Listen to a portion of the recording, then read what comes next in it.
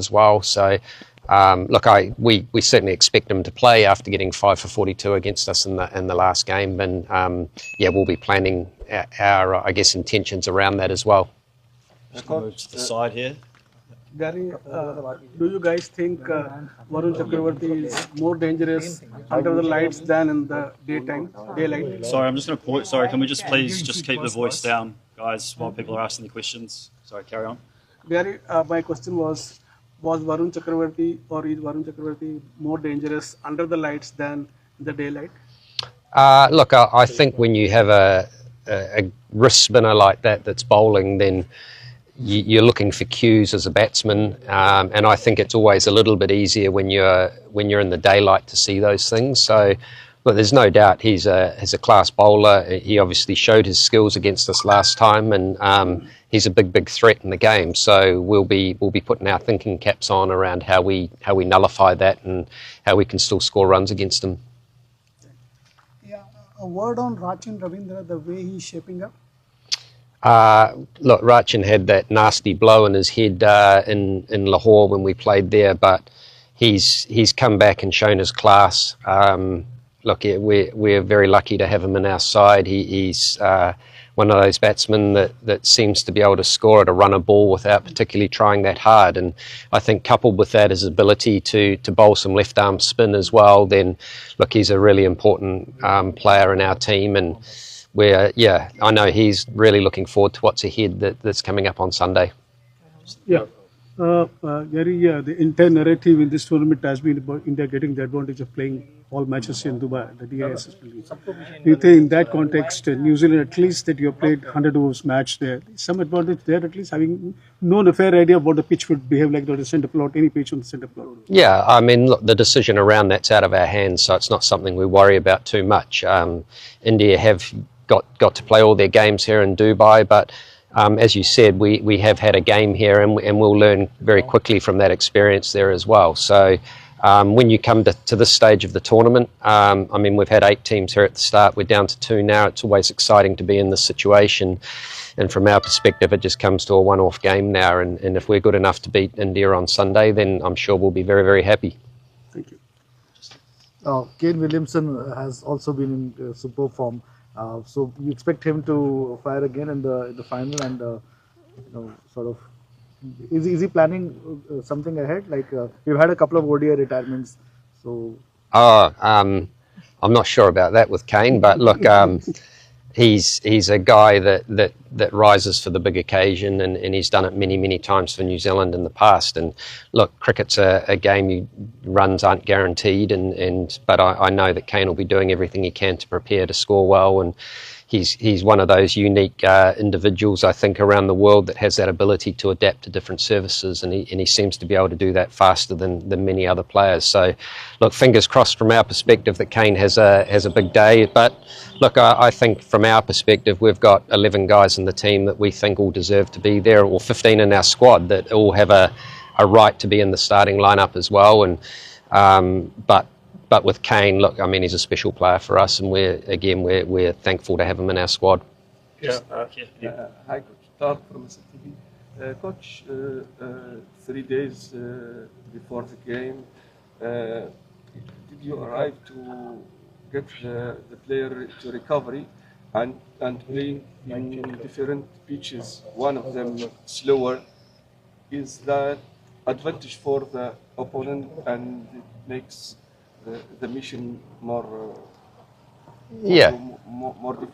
Yeah, I think there's no doubt that coming here off playing Lahore, and we had a full day of travel yesterday, then it just takes it out of you a little bit. But we've got a couple of days now of a little bit of recovery and a little bit of planning and training towards the game. But I guess we're deep into the tournament now, and sometimes it's not always a lot of training that you need. It's just getting your body and your mind right to compete in the final, and that will be our key focus over the next 2 days. Gary, can I just ask about fielding? You've obviously had a lot of praise for it in this tournament. What do you put the quality and the success of it down to?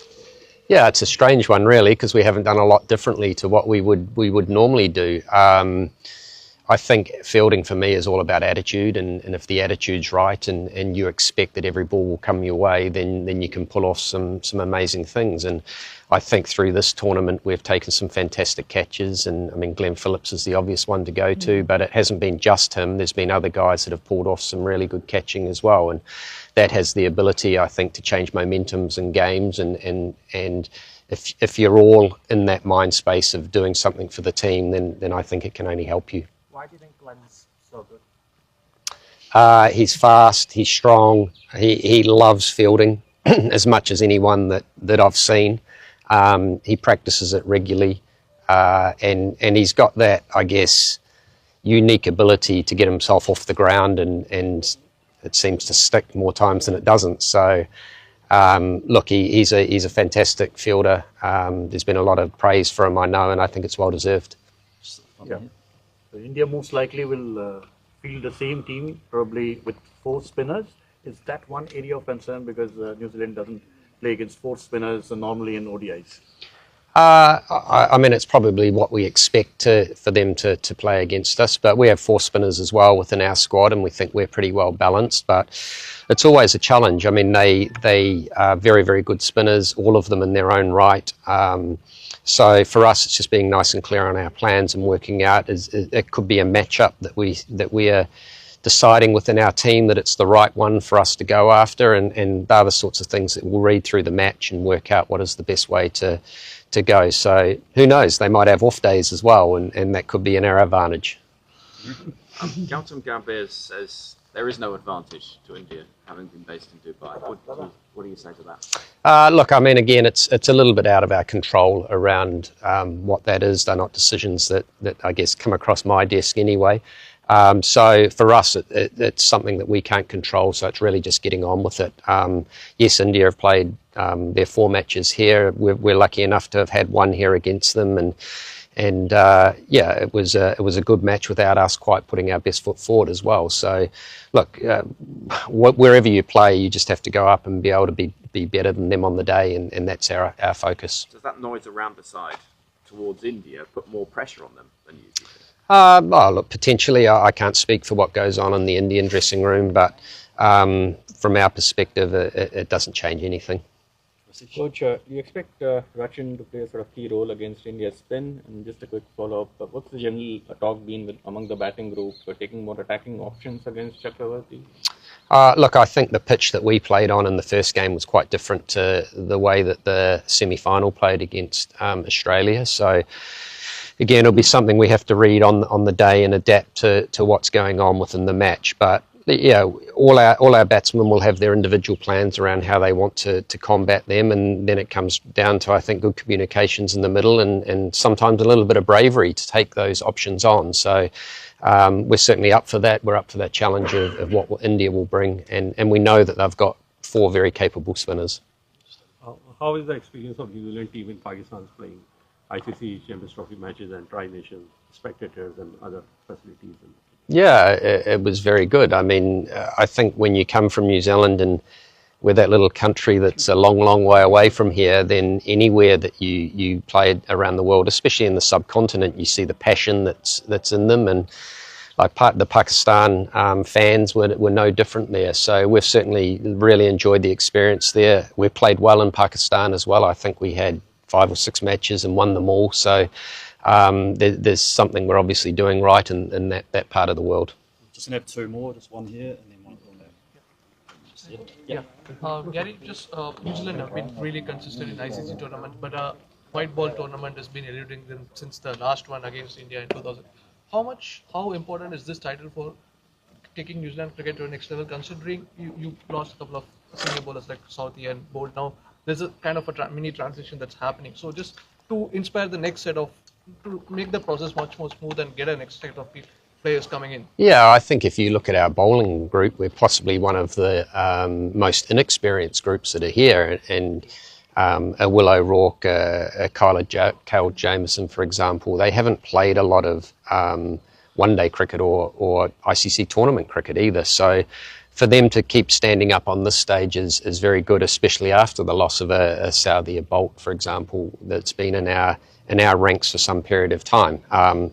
we've also lost a couple of other bowlers in Ferguson and Sears who were in our initial squad. So we've certainly had our share of trials, I guess, when you look at the makeup of our bowling squad. But I've been delighted with the way the guys have responded and reacted, and I thought we bowled well against India here last time as well. So we can take that confidence, I think, into this game and put our best foot forward. In terms of what a title will mean for New Zealand cricket on a larger perspective, in terms of it feeding down to the grassroots levels as well? Yeah, I've always said that when you come to a tournament like this and you've got the 8 best sides in the world at the moment, then I think your first goal is to work out how you make the semi-final, and then it's one-off games from there, and we've I guess managed to get 2 of the 3 goals. I think if New Zealand can get up and win this, be a real credit to the players and what they've done. They're a tight-knit bunch. We enjoy each other's company. We like playing well together, and I'm sure it'll be a real coup for New Zealand, especially here in Dubai after the women won the T20 World Cup here as well. Just the last one over here. You're coming from Lahore, one of the highest scoring venues in the tournament, to potentially the lowest scoring one. Can you just talk us a little bit through that challenge? Yeah, I think that's just about adapting and working out on your feet what you think that par score is for the day, and I guess trying to be a little bit ahead of that. I think the danger is you come from scoring 360 odd in a game and you think you'll do that again immediately, and you go a little bit hard. So for us, it's just working out what is the right tactics on the day, who we are faced up against as well, and then adapting to that. And as I said earlier, it's those comms in between the batsmen and in the middle, and making sure they're having good communications around who is the right player to take risks against and what that might look like. We'll wrap it up there. Thank you, everyone. Thank you. We'll wrap it up. Thank you. Thanks, guys. Cool. No worries. Thank you.